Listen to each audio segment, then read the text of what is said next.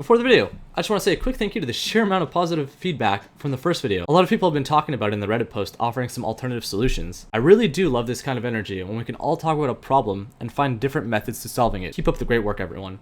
As for the requested team submission, I've received a couple and I'm working on them. Once they're uploaded, I will notify those who submitted.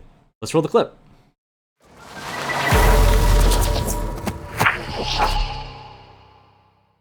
Hey everyone. Today's video is going to be addressing how to earn yourself some consistency in the arena.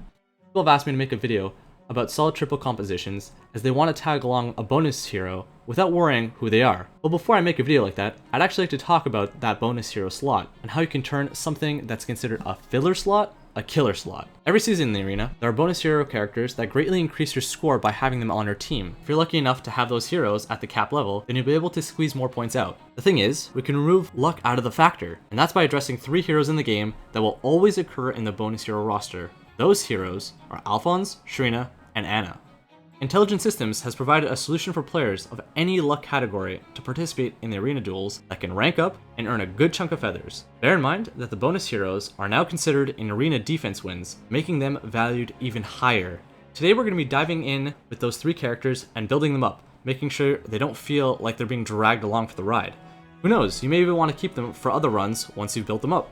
Do note, I know a considerable portion of the community may already know of the consistent 3 heroes idea. This video is catered for those who don't, although I invite you, who do know, on an alternative ideas to the builds, allowing players more creative options. Starting with Alfonse. Once viewed as a 5-star unit, his out-of-the-box matchups, even when removing blues out, is a little lackluster. With skill inheritance and looking at Alfonse's base stat values, you can begin to understand what his potential can become. Alfonse is honestly soulmates with the Brave Sword, with lackluster speed yet boastful attack. He's shaping up to look like a pseudo-Reinhardt meta build. Having Swordbreaker 3 allows Alfonse to take on more responsibility and increases coverage range, allowing him to really help your team out. I strongly recommend Threaten Defense on him, as that can increase his matchup range drastically, earning him more wins with his initiation.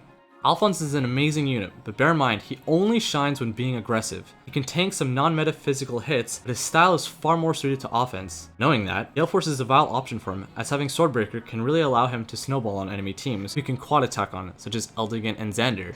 While these 2 units can give Alfonse Galeforce in one go, Galeforce will eventually creep up amongst other units, with Brave Sword ensuring 2 points of charge. I might as well also illustrate that having Moonbow doesn't really reward Alfonse for anything, since he's already just so strong.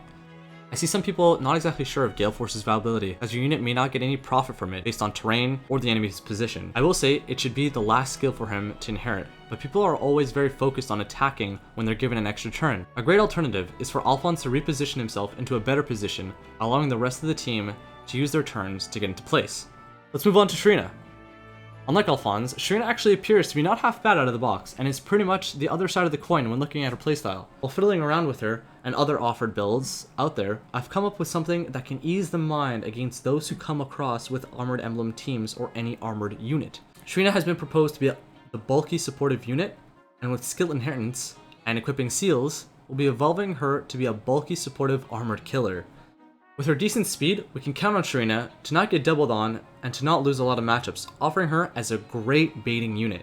With that in mind, having Threaten Attack and Renewal paired together while supporting others with Armed Sacrifice is a great way to synergize yourself with a team. Pushing this build even more, giving Sharena a heavy spear can take on the likes of every armored in the game. With the attack seal on her, we can even take on the likes of a Hector upon his own initiation. Bear in mind that this calculation is using neutral IV's Hector, but adding Hone Attack for her will do the job. Sharena may not be able to best every armored on their initiation, but she can use her turn to finish the job, or outmaneuver the enemy with her tile mobility and self-regeneration to win the match.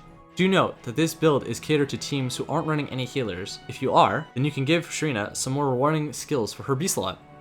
Lastly, let's cover over everyone's favorite girl, Anna. Now, while I think the community won't like my distant counter quicker post build idea, as landing a spare Hector is incredibly rare, and sacking your current Hector may hurt too many people, even though it can be an alternative solution to Reinhardt's, I will suggest a few ideas to you guys on how you'd want to build her up. Anna lends herself to both sides of the coin, whether you like to play offensively or defensively with her. First, offering a low skill inheritance investment build.